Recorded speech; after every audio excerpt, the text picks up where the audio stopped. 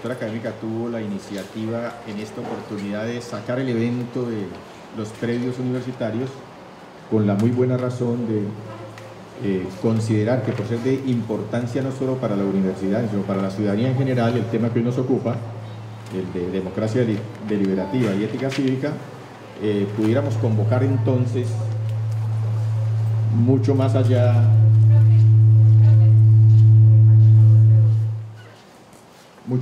de los universitarios, del claustro. Vamos a empezar de todas maneras. Quiero, para quienes no son de la universidad, veo aquí algunas personas que quizás no saben de qué estamos hoy hablando o en qué contexto se mueve esto, aclarar que la Universidad Surcolombiana tiene un PU nuevo, un proyecto educativo universitario. En ese proyecto se consigna la teleología institucional. Se supone que esa teleología constituye los propósitos más nobles, más caros, más trascendentales de la labor universitaria en relación con la formación profesional y con el futuro de la sociedad y del país. Y como particularidad, en ese PU aparecen categorías conceptuales fuertes que sabemos la mayoría de los profesores y estudiantes no se encuentran familiarizados con ellas. Por eso decidimos que la escuela concentrara los esfuerzos de este año en traer expertos para que aborden cada una de esas categorías. Les recuerdo rápidamente que en enero estuvo la profesora Florence Thomas hablando de la equidad de género y nos acompañó entonces con un buen auditorio. Ella es una autoridad nacional e internacional en ese tema, fundadora ya de los estudios de género en la Universidad Nacional. Después estuvo Daniel Librero disertando sobre la relación entre universidad y empresarismo, el corporativismo y cómo ha habido un asalto, como diría Chomsky, a la universidad por parte de las grandes empresas que imponen su lógica rentable, productiva, de eficiencia, etc. Luego estuvo con nosotros Carlos Eduardo Maldonado, hablándonos de las ciencias de la complejidad, y hoy está con nosotros el doctor Oscar Mejía Quintana, quien tiene una excelente y larga trayectoria académica en el campo, filósofo de la Universidad Nacional de Colombia, con maestría en el campo de la ciencia política, doctorado y postdoctorado en universidades norteamericanas y en la Sorbona de París, y que además, me enteré ahora al empezar aquí la jornada, fue uno de los colaboradores para la creación del programa de ciencia política en la Universidad Nacional cuando estuvo la doctora Marta Cecilia en la decanatura. El tema que él va a tratar hoy es de máxima importancia y vigencia no solo para la Universidad Surcolombiana, sino para el país en este momento histórico en el que se avecina el posacuerdo o el posconflicto, y en el cual no sabemos, desde la academia no hemos podido permear a la sociedad en su conjunto acerca de cómo es eso de convivir en la diferencia, qué tipo de ciudadanía implementar. Es igual hablar de democracia deliberativa que radical. Es lo mismo hablar de liberalismo republicano, de comunitarismo. Esos son los grandes temas de los cuales él nos va a comunicar hoy, y espero que nos acompañen, que haya el diálogo en el momento oportuno. La agenda está prevista para trabajar hasta 12 y media, en la medida en que ustedes mantengan su atención y el diálogo con el profesor visitante. Y en la tarde no haremos sesión pública porque no pudimos acomodar el vuelo en un horario distinto al de las 4 de la tarde, y tiene que estar a las 3 en el aeropuerto. Entonces lo que vamos a aprovechar es para hacer la entrevista que hace la escuela siempre con ellos entre 2 y 3 de la tarde. Gracias, profesor Oscar, por estar con nosotros. Esperemos que este pequeño pero significativo auditorio pueda aprovechar su disertación y en algún momento, cuando usted lo estime conveniente, establecer un diálogo al respecto. Bienvenido. Buenos días entonces a todos y todas, pues muy agradecido por la invitación. Vamos a tratar de hacer un recorrido por esto que he denominado modelos de democracia deliberativa, que pues como iremos viendo es un tema clave hoy en día aquí en nuestro país. El itinerario que vamos a seguir es el que ven en la pantalla. Vamos a tratar de acercarnos a una caracterización de la cultura política en Colombia. Vamos a ver las variaciones de la democracia liberal, cuáles son, en cierta manera,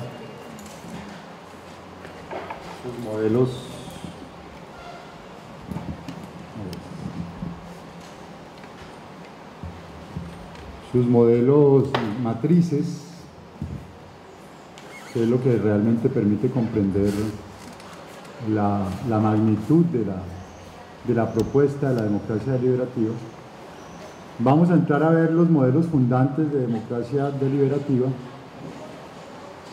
cuáles son los autores que han constituido esa tendencia que es sin duda clave hoy en día para la comprensión de múltiples fenómenos políticos que se están produciendo en el mundo.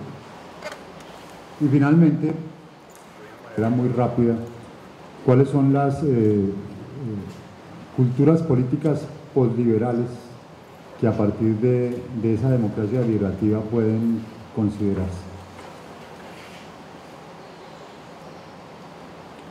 Habría que decir inicialmente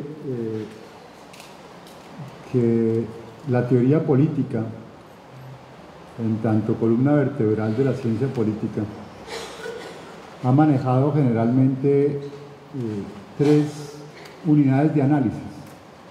Ustedes encuentran eso en un artículo mío que se volvió viral, que se llama El Estatuto Epistemológico de la Teoría Política.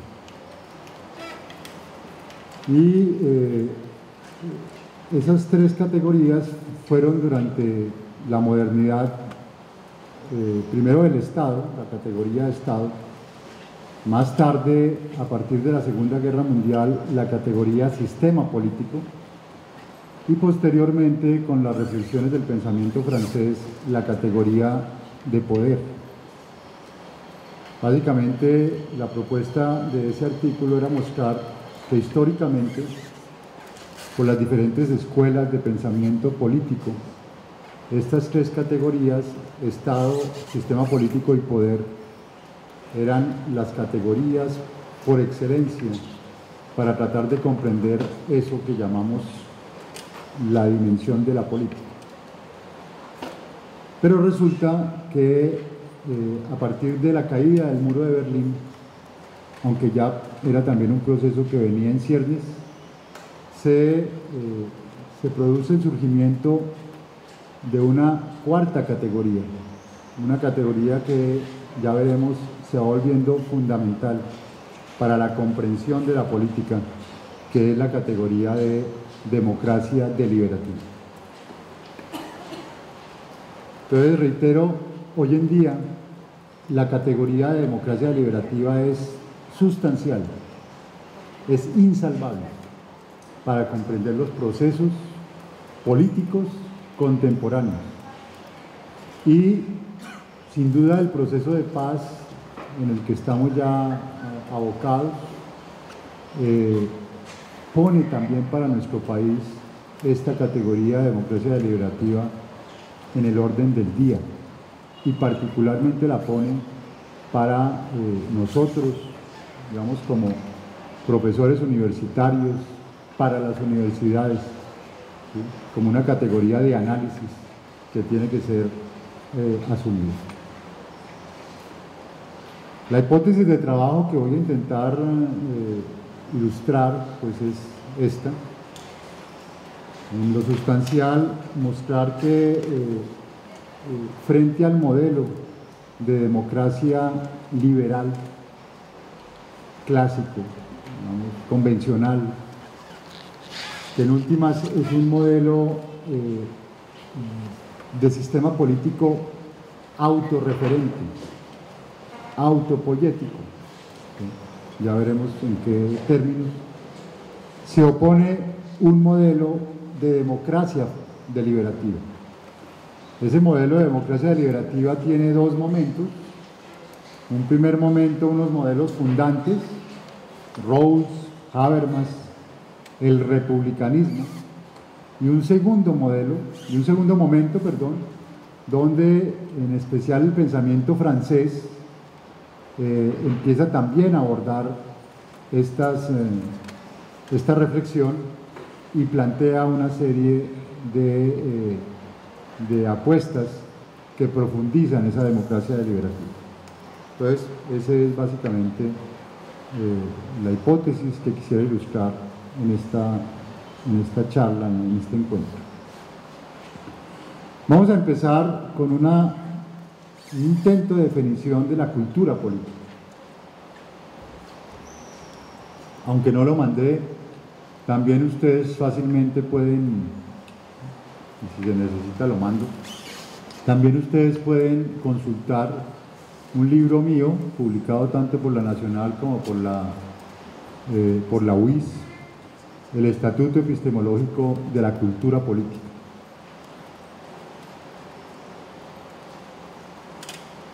Ya desde Bolívar nos preguntábamos qué somos, ¿sí? Y nos preguntábamos cuál era nuestra identidad y cuál era el carácter y la composición de esa identidad. Como ven ahí en la Carta de Jamaica, ya Bolívar, digamos, hacía y planteaba ese interrogante. Esa pregunta después recorre todo el pensamiento latinoamericano. La recorre con Leopoldo Sea, que retomando a un filósofo venezolano, Maíz Vallenilla, creo que se llamaba, va a plantear que la esencia del latinoamericano es un no ser siempre todavía, que nosotros no logramos definir lo que somos, que nosotros nos polarizamos entre el blanco europeo, el mestizo, el nativo, el afro, pero nunca logramos conciliar todas estas realidades. Y que por tanto, digamos, esa polarización no permite una identidad sólida en el latinoamericano. Si eso es así en América Latina, imagínense qué es en Colombia, ¿sí? Marco Palacios, profesor de Stafford, creo que en su libro Colombia, Nación Dividida, muestra casi la imposibilidad de ser colombiano, porque este no es un país, este son 5 países, ¿sí? Esto tiene una variedad, ¿sí? Como llamarían hoy, una pluriversidad, ¿sí? Que casi hacía imposible, cuando lo mira este profesor norteamericano, que aquí se pudiera constituir un Estado-nación. En parte nuestra situación política deriva de ahí. Nunca tuvimos un Estado-nación fuerte. Siempre fueron las élites regionales las que mantuvieron cuotas de poder, y el Estado pues se vio siempre abocado a una irreconciliabilidad estructural en nuestro país. Y eso hace que Gabriel Restrepo, un sociólogo de la Universidad Nacional, se pregunte también por nuestra identidad y retome un pensamiento de Borges. Le preguntan a Borges, ¿para usted qué es Colombia? Y Borges responde, Colombia es un acto de fe. Es decir, no hay Colombia, es un acto de fe. Es decir, no hay realmente una identidad territorial que eventualmente nos unifique. Nos unifica la selección Colombia cuando gana. Nos unificaban los reinados. Ahora nos unifican las telenovelas o los reality shows. Pero la identidad colombiana es todavía problemática. Y de ahí porque en buena parte esa identidad la definen estos autores desde lo ladino. ¿Sí? Somos ladinos porque no somos nada, porque somos una mezcla de todo. ¿Sí? Y Yunis pues retoma también eso, retoma Cantinflas un poco como el modelo del ladino. A veces somos cantinflescos, ¿sí? A veces uno ve estos países y nos vemos nosotros y somos cantinflescos. ¿Sí? Ustedes ven la prensa y es dando razón o no razón de esta sin razón, pues, y somos cantinflescos. Las administraciones nacionales, departamentales, locales, a veces en sus medidas, en sus expresiones, son cantinflescos. ¿Sí? Esa es la esencia del ladino. Y ahí empezamos a ver la importancia de la cultura política, que es algo, como me decía el maestro Guillermo Hoyos, mi maestro, la cultura política es una asignatura pendiente. Desgraciadamente, en nuestro contexto, hemos subvalorado lo que es la cultura política, y la cultura política es lo que le da la base a nuestra identidad. La cultura política es lo que le da el sesgo a nuestra identidad. Y se lo da porque precisamente uno se forma en la cultura política. ¿Dónde le enseñan cultura política a uno? No en las universidades, no en los colegios, es en la mesa de la casa. Ahí le enseñan a uno, ahí le dan a uno los elementos básicos de una cultura política, oyendo a sus padres, viendo el modelo, el niño de lo que lo rodea. Ahí es donde asimila una cultura política.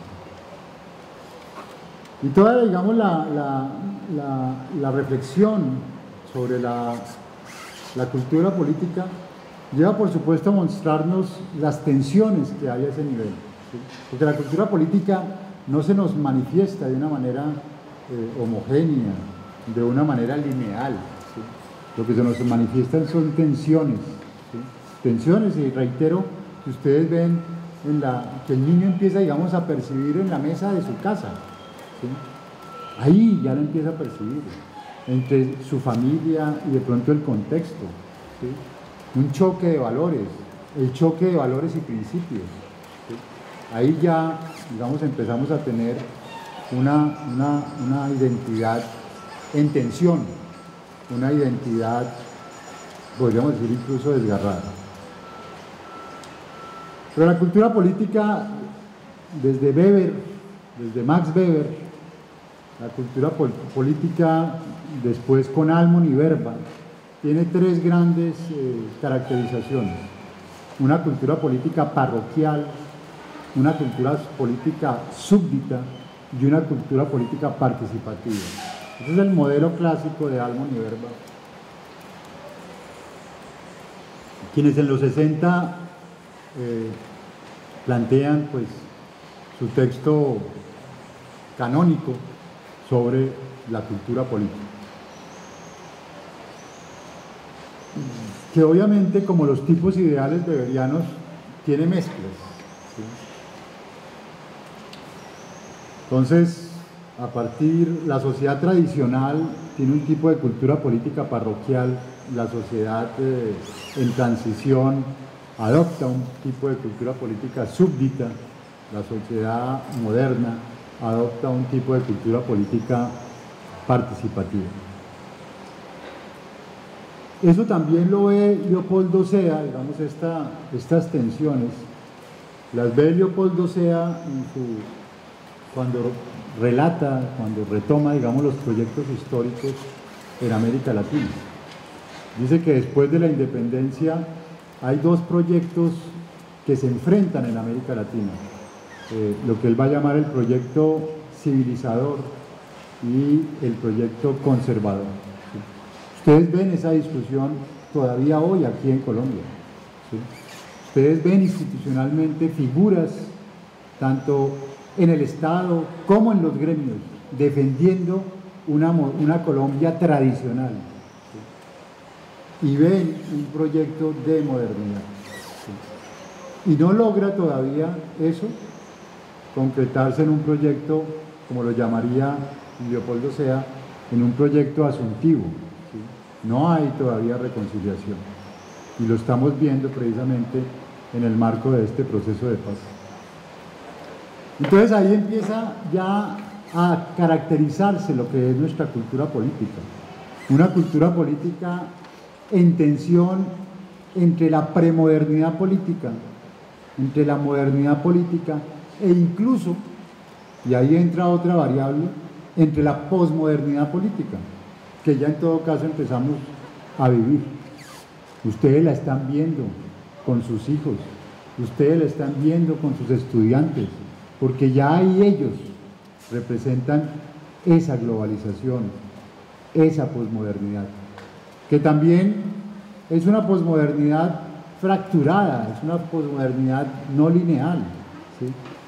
y que confronta incluso a nosotros como profesores, cada día en el salón de clase, ¿sí?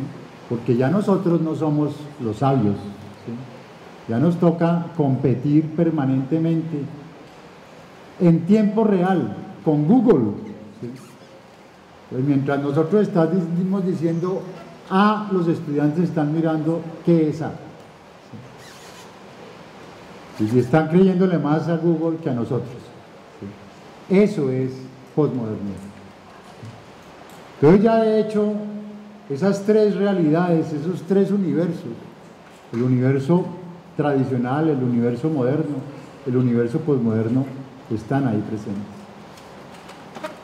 Ahí retomo un planteamiento de Martin Jay. Martin Jay es el historiador de la primera escuela de Frankfurt, ¿sí? Él retoma la categoría de campo de fuerza para mostrar cómo puede haber caracterizaciones que en últimas estén en suspenso,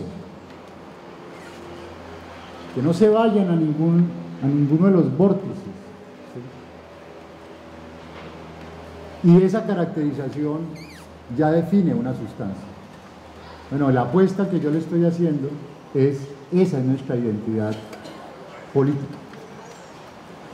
Pero el punto es que esa identidad en suspenso no puede mantenerse así permanentemente. Lo más probable es que su punto de fuga, y lo hemos visto aquí en Colombia, sea lanzarse hacia el autoritarismo. No solo el autoritarismo del mundo de la vida, como la llamaría Habermas, no solo el autoritarismo que vamos a encontrar en la cotidianidad, ¿sí? Sino también el autoritarismo institucional. Entonces nuestra cultura política, miren esta caracterización, esto fueron unas encuestas que se hacen en el 2002.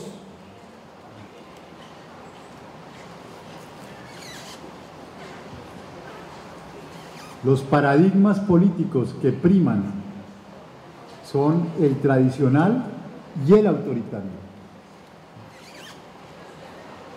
O sea, encuestas hechas, ¿sí?, a ciudadanos, a estudiantes, mostraban esa composición de los paradigmas políticos: tradicional, es decir, conservador, y autoritario, ¿sí?, es decir, los que en un momento dado le apuestan incluso a una dictadura. Si ustedes ahí le suman uno que otro de los demás, ¿sí?, de pronto el neoliberal, de pronto el mismo liberal, en fin, encuentran la base social de lo que va a ser políticamente una expresión autoritaria de poder.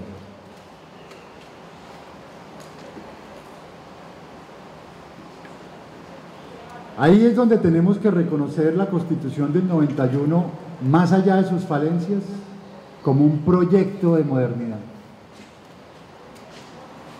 A mí, la verdad, poco me interesa la discusión constitucional y jurídica, porque la fuerza de la Constitución del 91 no es ni constitucional ni jurídica, esos son sus medios. La fuerza es su poder simbólico, ¿sí?, como proyecto de modernidad. Eso es lo que hay que mostrar de la Constitución del 91. Lo demás son medios, son instrumentos. Pero en el imaginario social, la Constitución del 91 es el proyecto de modernidad más avanzado que ha logrado nuestro país. Frente a la Constitución del 86, que, como lo muestra Francisco Leal Buitrago, era el proyecto político de los terratenientes, el proyecto confesional de la Iglesia, el proyecto neoescolástico, por hacer del país un país que diera un paso atrás. Se nos olvida no a nosotros quizá, pero sí a las nuevas generaciones, que la Constitución del 86 es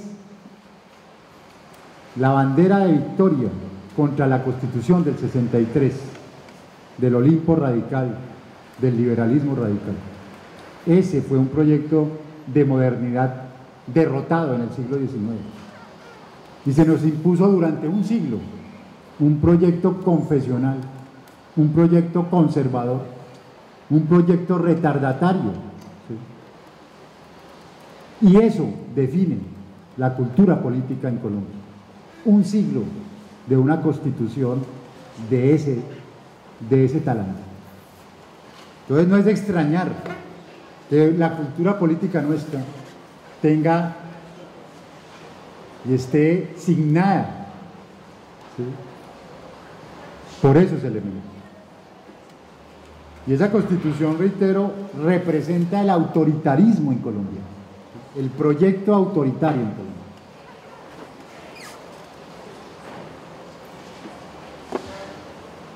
Entonces,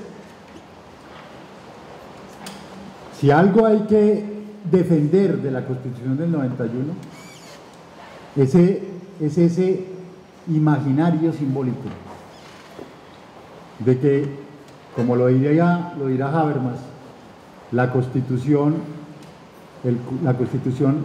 es la única patria que podemos defender, el patriotismo de la Constitución. Les decía que no hay identidad común. Ustedes no se van a sentir igual a los caribeños, los cundiboyacenses no se van a sentir igual que los paisas, ¿sí? Los paisas no se sienten igual a nadie. Aquí es una identidad fracturada. La única identidad común es la patria de la Constitución, el patriotismo de la Constitución. Por eso soy enfático. Yo no defiendo esas expresiones de patriotismo de mano en pecho, ¿sí?, que entre otras es una expresión fascista, ¿sí? La única patria que defiendo es la Constitución, ¿sí?, porque esa es la casa, ese es el techo que nos puede cubrir a todos, ¿sí? No la Constitución de las mayorías, no la Constitución de los grandes terruños, no la Constitución tampoco de las minorías hegemónicas, solo la patria de la Constitución. Pero ahí viene también una polémica, ¿sí?, con Almon y Verbal, porque ellos van a plantear que la única manera de que haya una cultura política para la democracia es lo que van a denominar una cultura política cívica, ¿sí?, que tome distancia de las masas premodernas que quieren imponer, ¿sí?, a sangre y fuego sus ideas, sus valores, o del otro extremo, las masas premodernas, que pueden ser muchas veces los jóvenes, cínicas en el sentido de su indiferencia, en el sentido de su distancia, en el sentido de su frialdad. Entonces Almon y Verbal dicen, lo único que puede sostener la democracia liberal es esa cultura cívica. Traigo esta colación porque la apuesta que quiero mostrarles con la democracia deliberativa es que podemos lograr tener culturas políticas postliberales, y que esas culturas políticas postliberales pueden ser también, en los términos de Colbert, unas culturas políticas postconvencionales que puedan darle sustento a una reconciliación nacional.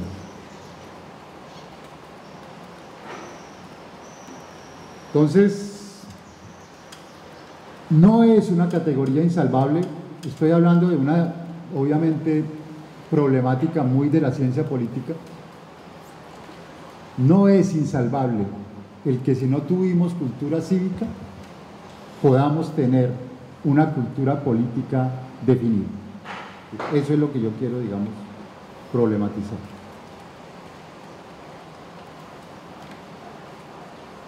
quiero que tengan este referente porque es el referente de Kohlberg, los estadios del desarrollo moral. Y quiero que lo tengan muy en cuenta porque es que nosotros también tenemos una tendencia a fragmentar los saberes y a no comprender y a no relacionar los estadios del desarrollo moral de Kohlberg con los paradigmas jurídicos y con los paradigmas políticos. Entonces ahí lo que quiero poner de presente es cómo la sociedad arcaica, que se basa en el afecto, tiene un tipo de acción moral preconvencional, un tipo de legitimidad carismática, un tipo de cultura política súbdita y un paradigma jurídico político enraizado en el derecho natural. La sociedad tradicional, donde la tradición es el motor de la acción social, tiene una acción moral también preconvencional, el tipo de legitimidad tradicional, una cultura parroquial y un derecho natural tradicional. La cultura moderna, donde la acción social es estratégica, tiene un tipo de acción moral convencional, el tipo de legitimidad es legal racional, abogados, cultura política participativa y un derecho natural racional, un liberalismo y un marxismo como paradigmas jurídico-políticos. Pero es la sociedad compleja la que empezamos a vivir en los tiempos actuales, en los tiempos de la globalización, incluso aquí en nuestro contexto nacional, tiene una acción social comunicativa. Es postconvencional en los términos de Kohlberg. Empieza a regirse o intenta regirse por principios de concertación. Su tipo de legitimidad es discursiva. Su cultura política es posliberal. Y sus paradigmas jurídico-políticos son el republicanismo, el posliberalismo, incluso el neomarxismo. Entonces, quiero terminar, digamos, esta parte con esta caracterización de la cultura política colombiana. La cultura política colombiana es una cultura política súbdito parroquial. Súbdito parroquial. Es arcaica, tradicional.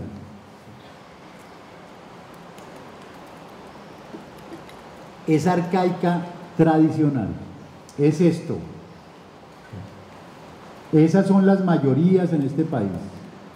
Tradicional, autoritarias. Esa es la apuesta que en este país hacen, ¿sí? De cultura política, que muchas veces ustedes la ven reflejados también electoralmente. Es a eso a lo que se va a enfrentar la democracia deliberativa. Voy a pasar muy rápido por esto. El sentido de esto es, sobre todo, confrontar el estalinismo, ¿sí? Que es otra versión autoritaria de la izquierda. ¿Sí? El autoritarismo no solamente es de derecha, el autoritarismo también es de izquierda. Este es un autor que se llama George Novak. Entonces, googleenlo. Un autor marxista, trotskista, y tiene un libro muy interesante, Democracia y Revolución. Y él recorre la democracia, no me voy a detener mucho, la democracia antigua, ¿sí? En Grecia, en Roma, después en la Edad Media, la democracia moderna, la del liberalismo, el republicanismo, ¿sí? Donde ya, digamos, la desobediencia civil empieza a ser evidente. La democracia contemporánea, la Revolución Francesa, la Revolución Norteamericana, incluso en el siglo XX, la Revolución Rusa, como una expresión de democracia, como una búsqueda de democracia, que se nos olvida, ¿sí? Se nos olvida por el estalinismo, que la base de la Revolución Rusa fueron los soviets, y los soviets eran expresiones de democracia popular, ¿sí?, que después quedan sometidos a la dictadura de partido. La nueva democracia de Mao Zedong, pues que en su momento es muy proyectiva también. Y finalmente, las tres oleadas de democracia que Robert Dahl va a plantear. ¿Cuál es el sentido de eso? Primero, esto es una polémica con el marxismo autoritario. La democracia es de la esencia y tiene que ser la cuestión democrática de la esencia del marxismo crítico. Porque lo que pasó fue que el marxismo autoritario se olvidó de la democracia. Yo lo remito a un artículo muy interesante de Habermas, quizá más tarde lo veamos, Soberanía Popular como Procedimiento. Y ahí, efectivamente, en el marco del muro, de la caída del muro de Berlín, Habermas dice: el marxismo cometió un error fatal, fue olvidarse de la cuestión democrática, porque la democracia ha sido una bandera revolucionaria, y eso es lo que Novak presenta en su libro. Ustedes han escuchado el argumento del marxismo autoritario, del marxismo armado, diciendo es que la democracia es de la burguesía. Mentira. La democracia ha sido una bandera también de las luchas populares en toda la historia de la humanidad. Sin duda no la democracia liberal, perfecto, ¿sí?, pero la democracia como bandera revolucionaria, ¿sí?, ha sido un reclamo de las clases populares durante toda la historia de la humanidad. Entonces, señalar, estigmatizar y querer descartar la democracia como una discusión que tiene que darse en términos académicos, pero también en términos políticos, es un error del marxismo.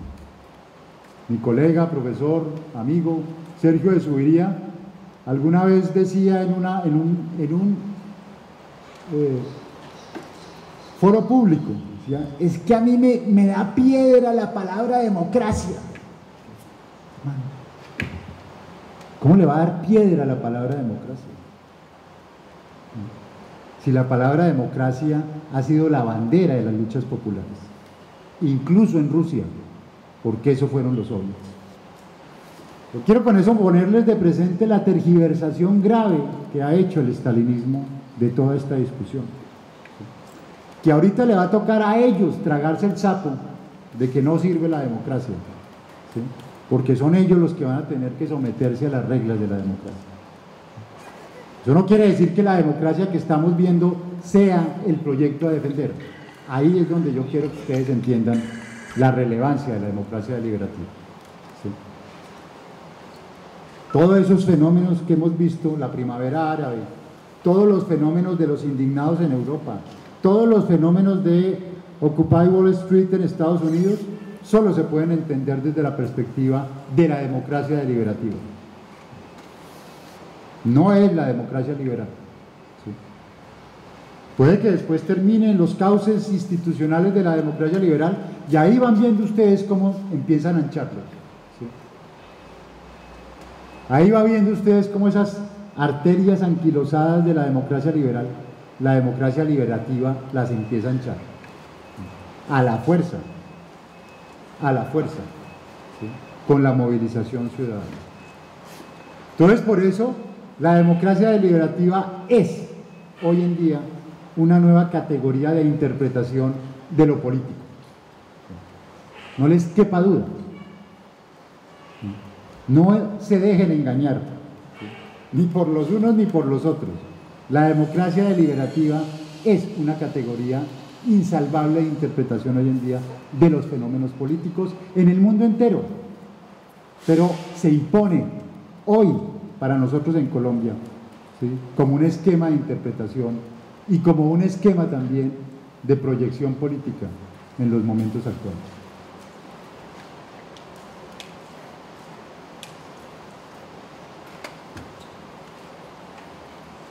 Si vamos sumando a cultura político súbdito parroquial colombiana, democracia deliberativa.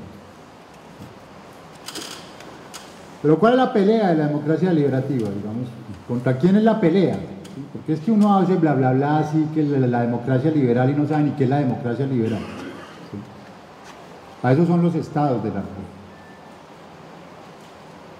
En la década de los 60 se da el derrumbe, la crisis del estado de bienestar. El estado que quiere todo hacerlo. El estado que quiere todo subsidiar. Entonces en ese momento se produce una tensión. Fíjense que ahí hay unos elementos también problemáticos.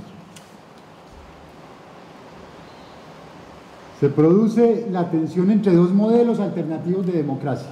La democracia liberal está en crisis, listo. Entonces, dos modelos de democracia. La democracia participativa, ese es el modelo de la socialdemocracia, y el Estado mínimo del neoconservadurismo y el neoliberalismo. Y óiganme bien y lean entre líneas. La propuesta de democracia participativa que retomamos nosotros e incluimos en la Constitución del 91 fue esta propuesta. ¿La retoma quién? Manuel José Cepeda, que tiene un libro además con un profesor francés sobre eso. Manuel José es el poder detrás del trono. Manuel José fue el que en buena parte, a quien yo respeto y estimo mucho, fue decano en los Andes cuando yo era profesor, y realmente es una persona académica y proyectiva. Pero el gusanito de la democracia participativa lo metió Manuel José. ¿Sí? Después, digamos, del constituyente fue dándole forma. Y está bien. Lo que pasa es que la democracia participativa ya era una propuesta del 70. Y la Constitución nuestra era del 91. O sea que, en cierta forma, faltaron 20 años de discusión que no lograron incluirse. Si se hubieran incluido los modelos de democracia deliberativa, de pronto hubiéramos podido comprender que no era suficiente la sola democracia participativa para superar el conflicto. Entonces, de toda esta discusión, ¿quién ganó? ¿Quién ganó en los 70? Gana el modelo neoconservador y neoliberal, la figura del Estado mínimo. Entonces, todas las versiones que ustedes van a encontrar, poliarquía, política y economía, Estado mínimo, Buchanan, el contrato constitucional de vencedores, hay que retrotraerse a su matriz. ¿Qué son estas? Estas son las expresiones, digamos, a nivel de la teoría política. ¿Sí? Esto es variantes de la democracia neoliberal o liberal. Pero ¿cuál es la matriz de estos modelos de democracia? Ahí es donde se queda corta la teoría política y la filosofía política, y nos toca ir a la sociología. Nos toca ver de dónde vienen esos modelos y qué significan y qué pretenden. Entonces, la matriz funcional sistémica de la teoría de la democracia está dado por dos grandes modelos sociológicos. Fíjense que el diálogo de saberes es clave. ¿Sí? Si ustedes se quedan con las anteojeras de su disciplina, no logran relacionar.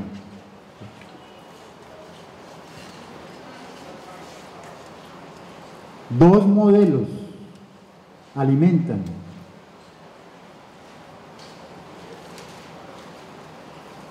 la democracia liberal.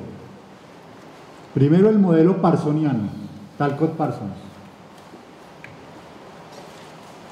Básicamente, el esquema cuatrifuncional de Parsons introduce el modelo cibernético dentro de el esquema de interpretación societal. La sociedad son unos subsistemas, economía, política, derecho, cultura, que se tiene que adaptar a la complejidad del entorno.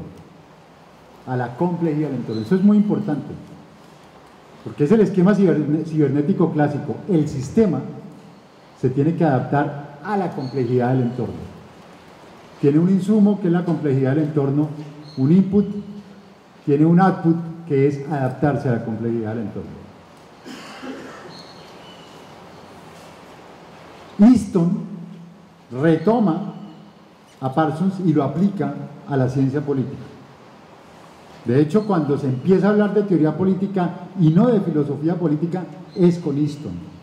La teoría política nace con Easton y nace, por supuesto, con un sesgo funcionalista.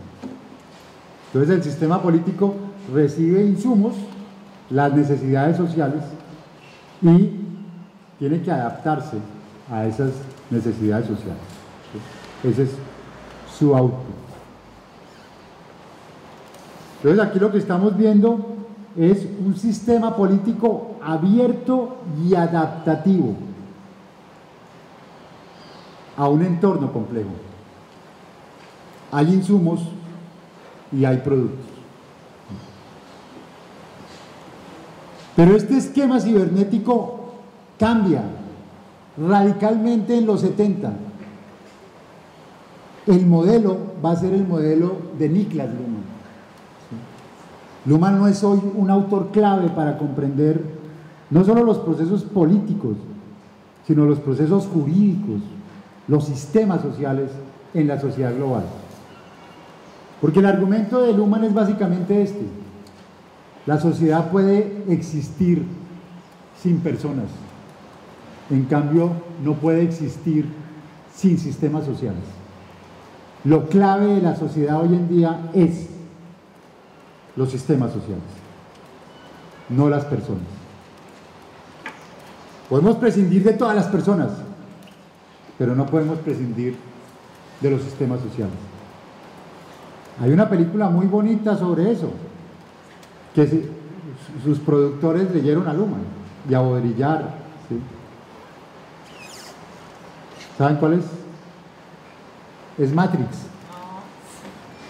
Matrix es Luhmann, es el sistema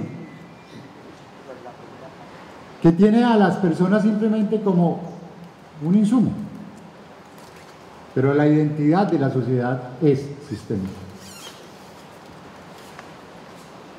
Fíjense, por eso es que yo digo, con este organigrama, eso es un organigrama, nada parecido a nuestros organigramas jerarquizados, la presidencia, la rectoría, las subrectorías, bla, bla, bla, bla. ¿Sí? Todo jerarquizado, donde para cambiar un cuadrito tienen que hacer una reforma constitucional. ¿Sí? Eso es un organigrama, se llama el organigrama de Mount St. Mary. Por eso es que los ingenieros industriales reemplazan a los abogados, porque ellos manejan eso. ¿Sí? Y no es un juicio. Vayan a las empresas de reclutamiento. El ingeniero industrial que ha hecho una maestría en Derecho, que recuerden que ahora las maestrías no son exclusivas de la disciplina, pero que conoce a Luhmann, que sabe que el papel del derecho es reducir complejidad, no crear más complejidad. ¿Sí? Entonces, entrevistas a 10 abogados, conclusión de las psicólogas: estos muchachos todos vienen a crear más complejidad, que los derechos fundamentales, que la Constitución, que el Código Laboral, que el Código Civil, que no, y bien cuadriculados. ¿Sí? Y llega el otro ahí todo posmoderno. ¿Sí? ¿Usted qué es? Ingeniero industrial. ¿Usted qué se queda? Yo hice una maestría en derecho investigativo. ¿Y por qué está acá? No, por Luhmann. Es que Luhmann dice que hay que reducir complejidad. Uy. ¿Y qué está leyendo? Todos los demás llegaron con los códigos, ¿sí? Cargando el código y con corbata. Estos llegan descamisados, con tenis, Converse o quién sabe qué.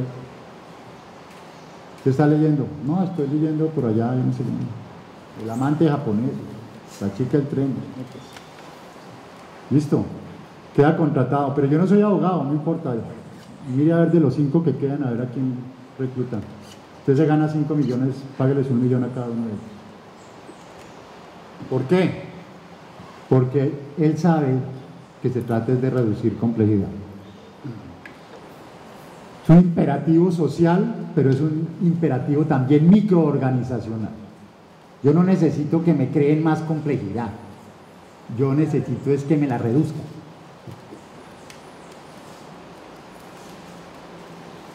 Digamos que eso es para mostrar la parte buena de Luhmann. Entonces, ¿qué es el giro que hace Luhmann? Luhmann cierra el sistema al entorno. Luhmann se traga el entorno. ¿Qué significa eso? Que ya el entorno es concebido en función del sistema, no en función de las necesidades del entorno. Y esa es la matriz de la democracia sistémica. Esa es la matriz de la administración pública. ¿Sí? Entonces, la democracia se vuelve democracia sistémica. Un sistema de sistemas. Obviamente la economía es el sistema por excelencia que nos muestra la dinámica autopoética. Y como muy bien lo dice Luhmann, la economía monetarizada, la economía cuyo objetivo es el control de la inflación, no le importa el desempleo, ¿sí? Lo único que le va a importar es el control de la inflación. ¿Sí? Que haya desempleo no le interesa, ¿sí? Es el costo de ser sistema, ¿sí? Para la economía. Entonces la democracia opera con una lógica luhmanniana, ni siquiera con una lógica parsoniana, donde el sistema se adapta al entorno. Acá el sistema prescinde del entorno, se traga el entorno, somete el entorno a sus propias necesidades. Eso quiere decir que le da al entorno, no lo que el entorno requiera, sino lo que el sistema pueda darle. Piensen en el sistema de salud, piensen simplemente en los sistemas. Y la lógica es esa. El sistema da lo que puede dar, no da lo que no puede. El problema es que después da lo que quiere dar. Ni siquiera lo que puede, sino lo que quiere. Y entonces ya ahí la sociedad empieza a someterse a la lógica de los sistemas. Y ahí hay una variante complicada. En el planteamiento de Luhmann, los sistemas sociales tienen un código propio, un código binario. ¿Sí? Cada sistema social tiene su propio código. El sistema jurídico, el código legal y ilegal, el sistema político, el código gobierno-oposición. Déjenme, me detengo un segundo en esto porque esto es muy significativo. Hablar del código binario de la política como gobierno-oposición significa que ese código permite de alguna forma adaptarse al ruido del entorno. En todo caso, aunque yo me trague el entorno está ahí. El entorno es como un cáncer ahí dentro del sistema. Si yo no lo manejo, me reviento. Y para eso el sistema tiene un código binario. Sus insumos me entran, sus comunicaciones, dice Luhmann, me entran o por el lado del gobierno o por el lado de la oposición para institucionalizarse. Pero fíjense ahí la gravedad de Colombia, que jamás hemos tenido un estatuto de la oposición. ¿Saben qué significa eso? Que el código amigo-enemigo, que el código de la violencia está inserto en el corazón de nuestro sistema político. Porque al no tener, digamos, el recambio de gobierno-oposición, hemos mantenido un código bizarro, un código enfermo, un código absolutamente desvirtuante que introduce la violencia como dinamizador de la política, porque no hay canales institucionales por la oposición para institucionalizar y estabilizar el sistema. Entonces ni siquiera hemos logrado un esquema gobierno-oposición, y eso es muy grave para la estabilización de una sociedad. Entonces,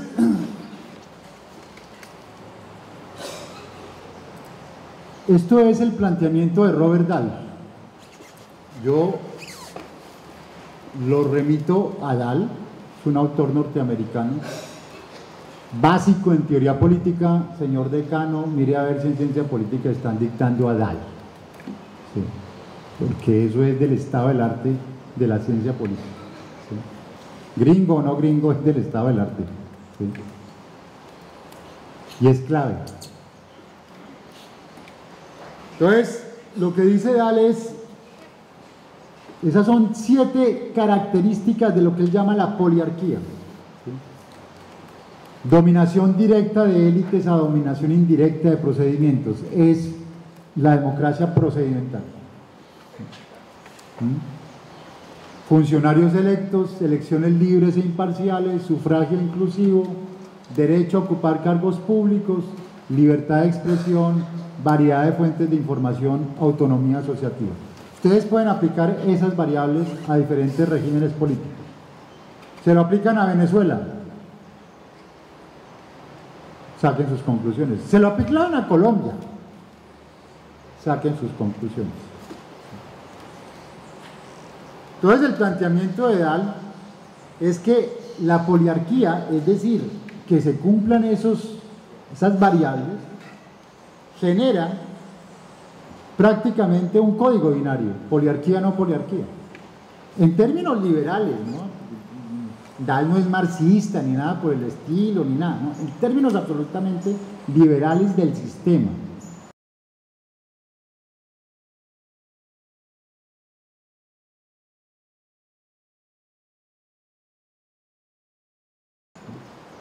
Y entonces de ahí, hay poliarquías estables, hay poliarquías inestables y hay regímenes no poliárquicos.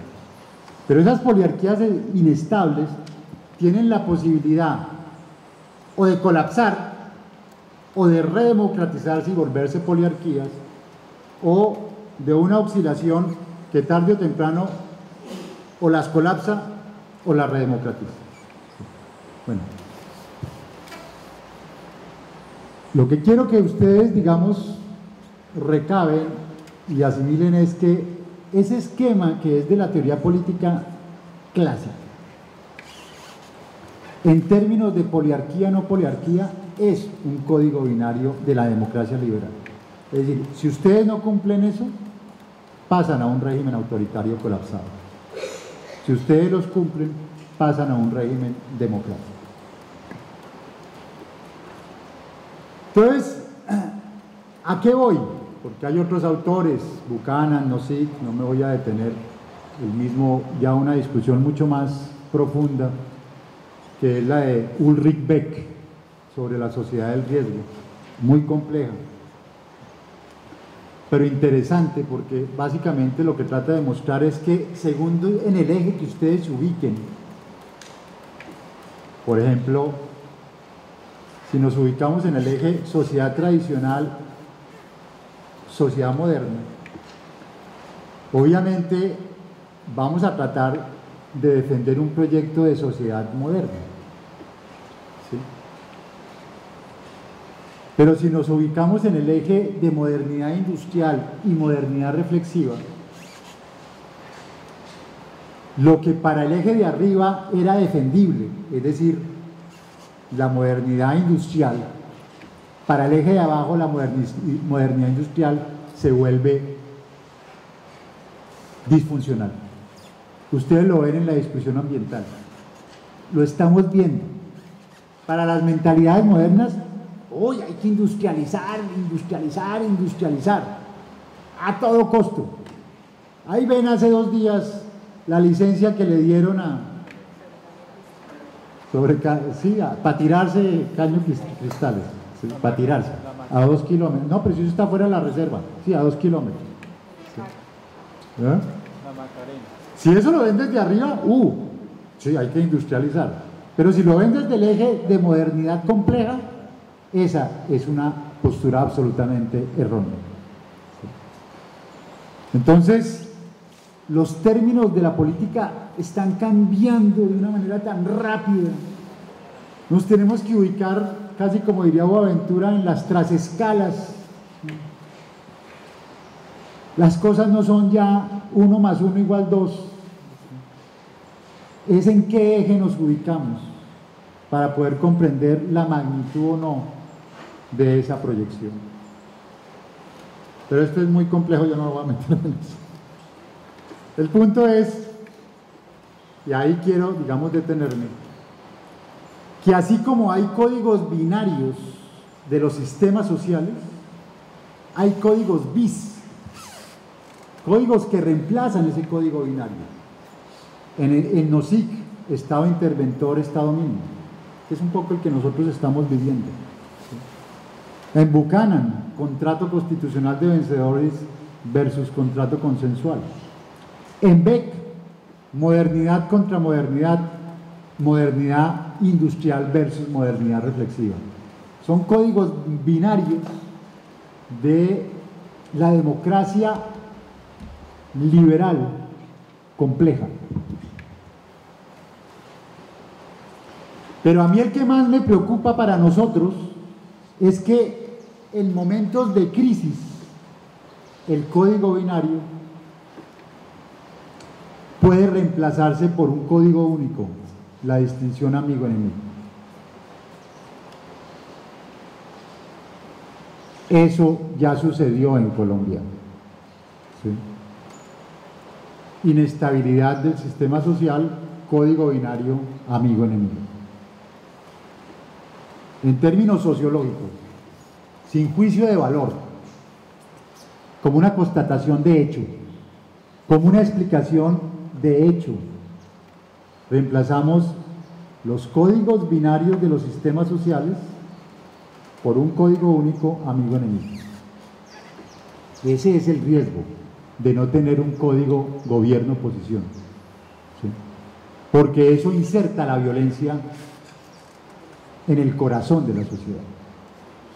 Y esa sigue siendo, si los diálogos de paz no culminan con un estatuto gobierno-oposición en Colombia, vamos a mantener la violencia en el corazón del sistema.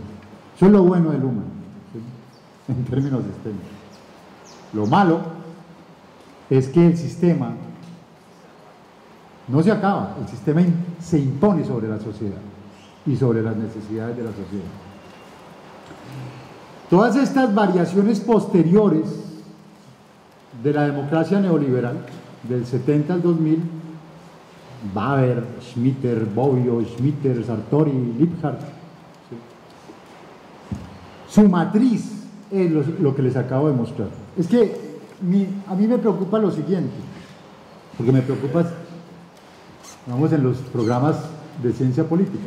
Se quedan entonces estos modelitos, pero la gente no entiende qué es lo que hay detrás del modelo, ¿sí? Se lee uno en la maestría todos estos modelos y al final no sabe los modelos para qué eran, ¿sí? Y resulta que detrás de los modelos ahí está la sociología, la gran matriz sociológica de los modelos. Entonces, para cerrar esta parte, lo que quiero que comprendamos es: detrás de los modelos de lo que llamamos democracia liberal, hubo dos modelos sociológicos que la fundaban. Inicialmente el modelo de Parsons, donde el sistema se adapta al entorno. Eso hasta ahí a mí no me disgusta. Pero después, el modelo de Luhmann ya le impone a la sociedad unos costos muy altos, porque el sistema se impone sobre la sociedad. Yo ayer relataba, hablando, digamos, a nivel de la Constitución colombiana. Lo remito al profesor Luis Javier Orjuela, que es abogado, pero profesor del Departamento de Ciencia Política de los Andes. Su tesis de doctorado muestra que en la Constitución del 91 quedaron 3 proyectos societales. El proyecto neoliberal, que básicamente era todo lo de hacienda pública, la internacionalización de la economía. El proyecto multicultural, que no fue intercultural como debería haber sido, y el proyecto social liberal, dice él. Es más o menos la socialdemocracia del M19 y del liberalismo, ¿sí? Que era democracia participativa, Estado social de derecho. El problema es que los 3 proyectos quedaron, digamos, horizontales en la Constitución. Pero al declarar la Corte hace 2 o 3 años la exequibilidad de la Ley de Sostenibilidad Fiscal, así hubiera rechazado el acto legislativo de lo mismo, lo que hizo fue colocar por encima del proyecto multicultural y del proyecto liberal social el proyecto neoliberal. Dentro de lo que sería, en términos de Rawls y Dworkin, la necesaria jerarquización de principios en una constitución, significa que el multiculturalismo y el Estado social de derecho quedaron sometidos a las lógicas neoliberales. Fíjense que esas son tensiones a pensar hacia el futuro, porque paz con esa jerarquización, ahí va a haber problemas. ¿Sí? Ahí empiezan, digamos, ahorita lo vamos a ver, a imponerse todas las reflexiones de autores como Rawls, que aquí ha sido renegado por la izquierda y la derecha. Van a ver por qué. Y de la necesidad de que esos principios tengan una ordenación, que no se los lancen hacia los jueces para que ellos ponderen discrecionalmente, sino que el constituyente establezca, como fue realmente, puede uno intuir, ¿sí?, la voluntad del constituyente del 91. El constituyente del 91 no iba a decir, pongamos por encima el modelo neoliberal, ¿sí? El constituyente del 91 tenía claro que lo que tenía que estar por encima era el dispositivo Estado social de derecho, democracia participativa, ¿sí? Y ahora sutilmente se le dio a eso un giro. Ya hay tesis de maestría que empiezan a investigar, maestría en constitucional, maestría investigativa, que empiezan en derecho económico menos, pero de pronto puede haber alguno, que empiezan a investigar las consecuencias que ese giro va a tener hacia el futuro, jurisprudencialmente y social, económica y políticamente. Entonces, digamos, ese es el sentido hasta el momento de estas 3 partes. ¿Sí? Cultura política subparroquial, la nuestra. ¿Sí? La democracia liberal, que tiene 2 modelos también fundantes: Parsons, sistema que se adapta al entorno; Luhmann, sistema que se impone sobre la sociedad. Y finalmente el gran riesgo de que en un contexto de tensiones, cuando el código binario de la política no ha sido claramente establecido, gobierno-oposición, la semilla, el elemento de la violencia, en términos de Luhmann, queda presente, y si no se establece claramente el código gobierno-oposición, la liebre vuelve a saltar, porque la violencia ha quedado empotrada en el corazón del sistema. Eso es lo bueno de Luhmann, ¿sí?, que establece esa distinción. Lo malo es que el sistema se impone sobre la sociedad, y se impone detrás de todos estos modelos, que son los que uno a veces estudia y conceptúa y es el planteamiento de Parsons y de Luhmann ahí discurriendo. ¿Lo dejamos ahí para el descanso? Abrir unas inquietudes. O para inquietudes. Sí. Abrimos en este momento unos minutos para conversar con el profesor. ¿Tienen ustedes la palabra, profe? En el año de 1999, el presidente Juan Manuel Santos publica en coautoría con el expresidente Bill Clinton y con el ex primer ministro británico Tony Blair el libro Colombia, una nueva democracia, o creo que tiene otro nombre.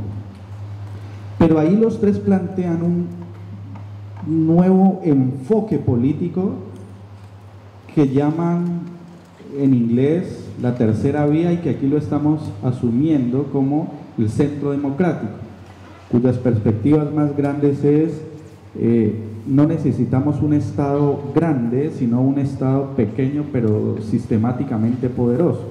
Pues dentro de esa nueva lógica que impone esta nueva coyuntura que en Estados Unidos vinimos a llamar el comunitarismo, que en Gran Bretaña llamamos el nuevo trabajismo y que aquí estamos llamando el centro democrático, pero que tiene matices de un liberalismo procedimental, como usted lo planteó. ¿Hasta qué punto es viable el centro democrático dentro de una cultura colombiana que quiere ser participativa desde la perspectiva socialdemocrática, pero que se le está imponiendo desde afuera un neoliberalismo totalmente cerrado? A mí lo que me preocupa es que el gobierno, y es el primer gobierno del mundo, que logra implantar una cédula de ciudadanía con un código de barras. Eso no se le había ocurrido a nadie más que a Colombia. Y que el Departamento de Estado norteamericano viene a hacer investigación aquí a la registraduría porque les parece que es lo mejor para imponer, y viene también la Unión Europea a hacer investigación al respecto. ¿A dónde vamos, profesor, con el modelo del centro democrático desde la perspectiva de un totalitarismo tecnológico, donde a mí el Ministerio de TIC está diciendo que los colombianos por ley tenemos que subir todos nuestros documentos a la nube, hojas de vida, historias clínicas, todos los documentos escaneados, y seríamos la primera nación en el mundo en conocer digitalmente a todos sus ciudadanos, luego de Microsoft, una gran corporación, y luego de Google, otra gran corporación? Gracias, profesor.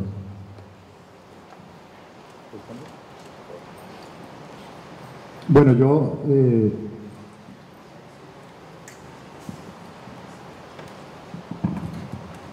hago unas claridades teóricas.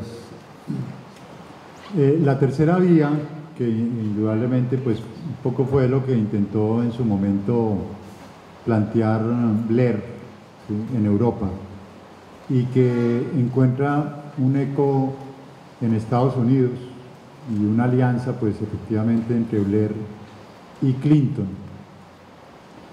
Es un proyecto político y es digamos, un planteamiento político que intentaba mediar entre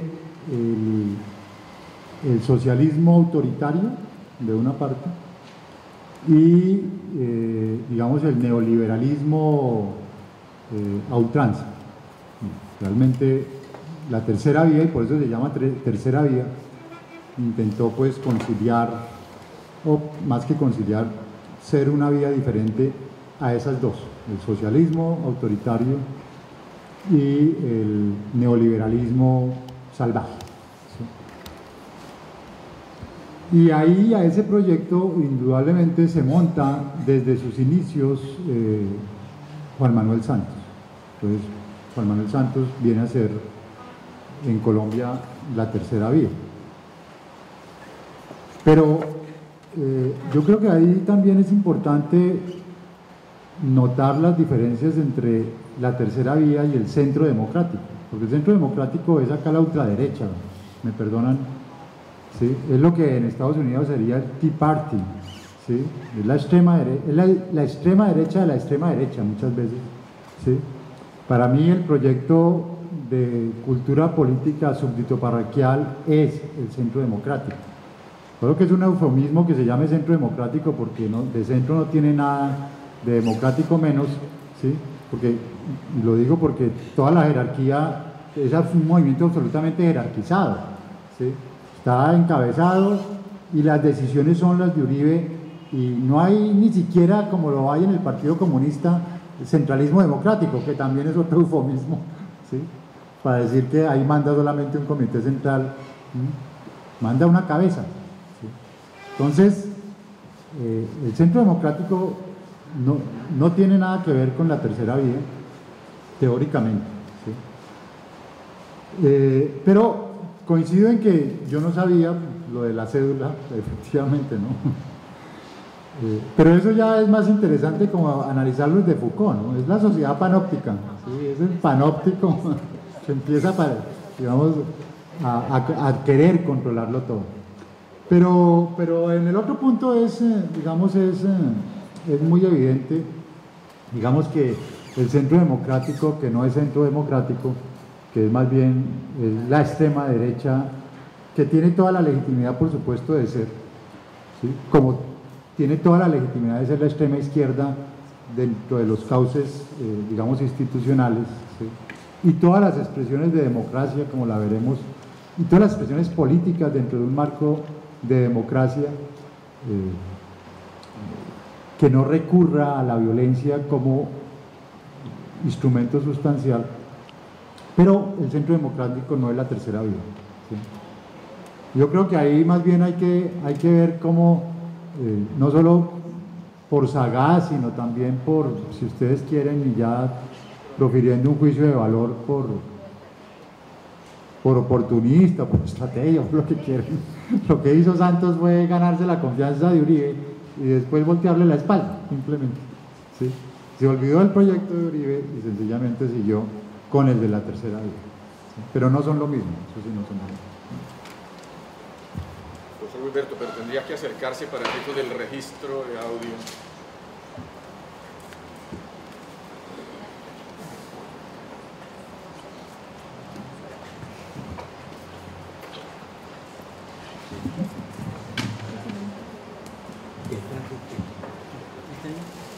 Buenos días. A pesar que no estuve desde el principio de la charla, me he dado cuenta que la mayoría de las teorías sobre la democracia a la cual se refiere el expositor hacen referencia al tema de la modernidad y algunas veces hizo referencia a la posmodernidad. Para personas que estamos trabajando otra forma de narrar la historia que tiene que ver con las epistemologías del sur, y no pensamos que la modernidad haya sido una etapa progresista para los países de la periferia, para los países colonizados. Entonces nosotros hablamos ya no de la modernidad. Si hablamos de la modernidad, hablamos como una cuestión negativa que impuso una colonialidad sobre estos países de la periferia. Y también pensamos que el tema de la posmodernidad es una crítica que se hace desde Europa a la modernidad. Se ha acuñado un término que es la transmodernidad, y entonces no sé si el profesor va a relatar después esos temas de esa nueva visión que se tiene de la epistemología del sur, hablar de la transmodernidad no como un proyecto inacabado de la descolonización que tienen que tener estos países.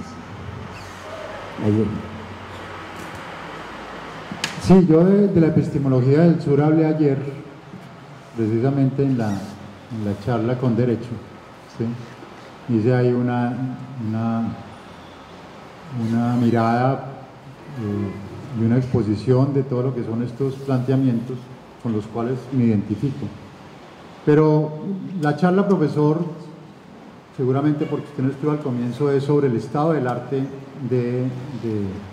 digamos, de la democracia liberal. Claro, la democracia liberal no adopta el argumento de la transmodernidad que yo comparto, ni las críticas, digamos, poscoloniales o decoloniales, ¿sí?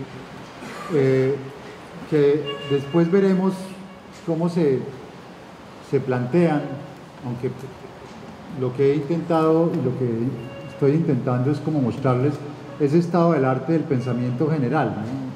Sin, digamos, entrar a los desarrollos incluso latinoamericanos.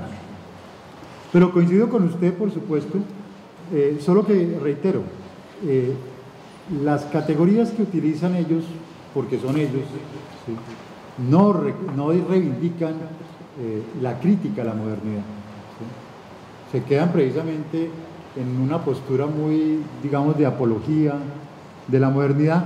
Yo no soy tampoco, digamos, tan radical de pensar que la modernidad es absolutamente negativa, ¿sí? Yo me inscribo en lo que llamaría Habermas la modernidad crítica.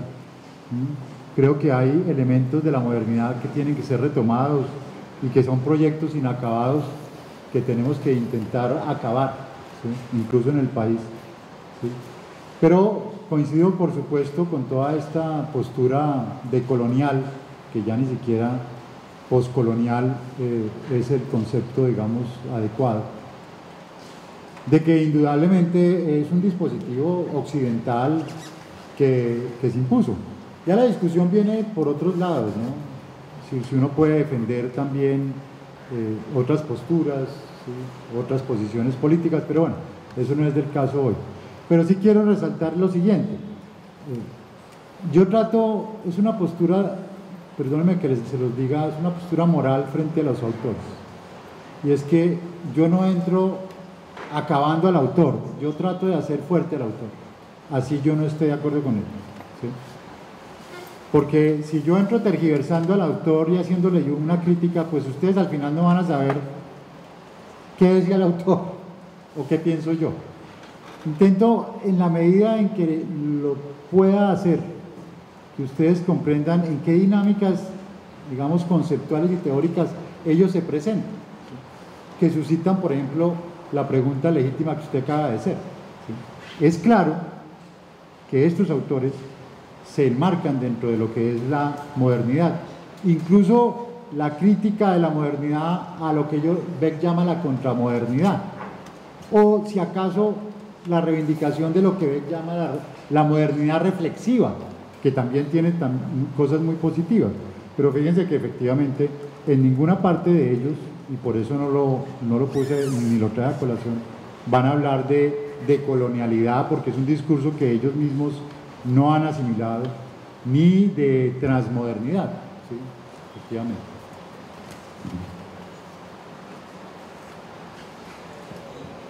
Yo tengo, discúlpame, una pregunta y una sugerencia. La pregunta está relacionada con la invocación que se acaba de hacer por parte del profesor A. Kohlberg y a los trabajos del desarrollo moral que corresponden a la psicología del desarrollo moral, pero que dan lugar también a hablar de una filosofía moral. Pero en gran parte de la exposición y lo que leímos en el texto que el profesor nos envió tiene que ver con filosofía política. Entonces me interesa como pregunta la distinción entre una y otra, que no siempre es muy clara, filosofía política y filosofía moral. La sugerencia es que nos interesa mucho, profesor, abordar, además de la democracia deliberativa, el estado del arte, sus variantes, inclusive en el texto del profesor nos envió autores como Cizet, que no creen que la democracia sea la mejor forma de vida y de gobierno, para señalar una mirada contraria. Pero nos interesa mucho el concepto de la ética cívica, a la cual también escribió el PEU, y los tipos de ciudadanía que subyacen a estos distintos modelos, para ver si los podemos abordar más tarde. Sí, eso, digamos, en la medida. Recuerden que todo esto, que más o menos he planteado hasta el momento,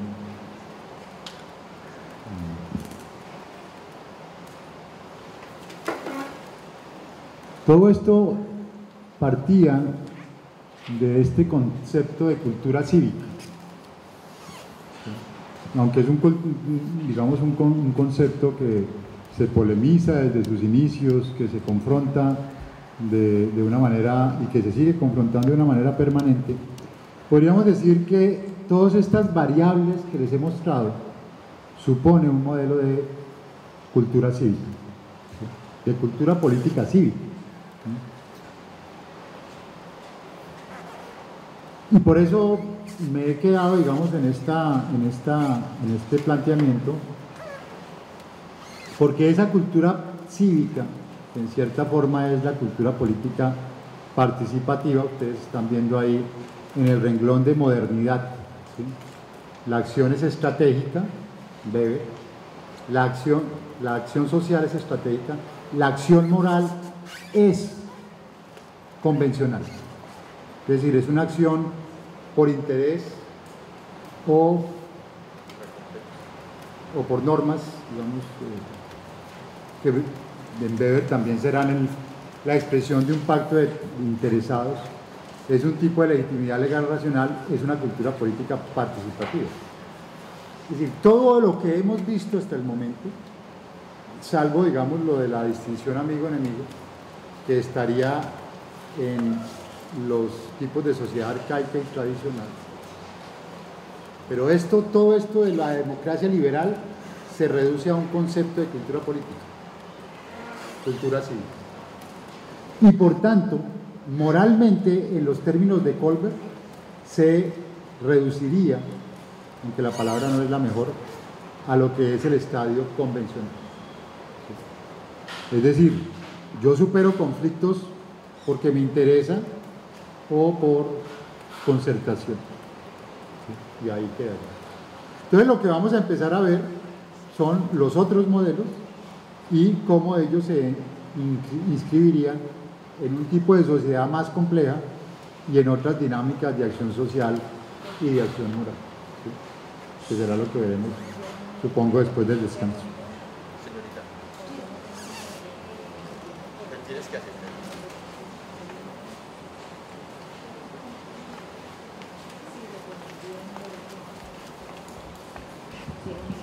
Bueno, buenos días. La pregunta de pronto es anticipando un poco la discusión que se va a plantear ahora sobre democracia deliberativa, y es si retomando los postulados de Luhmann sobre la autopoiesis, de pronto Habermas solamente lo problematiza o es un asunto que se va a retomar para repensar las democracias deliberativas. O sea, se va a pensar la democracia deliberativa también como parte o pensada dentro de un sistema que se autoproduce, o lo que se procura es trascender el asunto de los sistemas autoproducidos. Bueno, lo vamos a ver cuando lleguemos a Habermas, pero creo que Habermas, efectivamente, cuyo principal contradictor toda su vida fue Luhmann.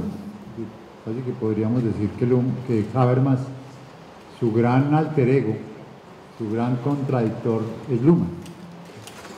Y veremos cómo el modelo de democracia deliberativa de Habermas intenta precisamente confrontar ese sistema autopoyético luhmanniano, aunque recuerdo siempre mucho lo que decía el profesor Guillermo Hoyos. Decía, quien pelea tanto con Luhmann termina enamorándose de él. Y es porque, ya lo veremos, el modelo final de Luhmann, de Habermas, va a ser muy sistémico. Pero es interesante en el sentido de que también le está diciendo al sistema, mire, y ya incluso el mismo Luhmann lo había advertido. En Luhmann ustedes pueden buscar un texto, Luhmann es muy complicado, pero hay un texto que yo sugiero mucho que es La teoría política del estado de bienestar. Digamos, de todos los complicados ese es como el más asequible, ¿sí? Porque los demás pues realmente a veces son ladrillotes muy interesantes, pero realmente muy densos. Ese sí que es denso. A veces la gente dice que no entiende nada a Habermas. Bueno, léanse a Luhmann.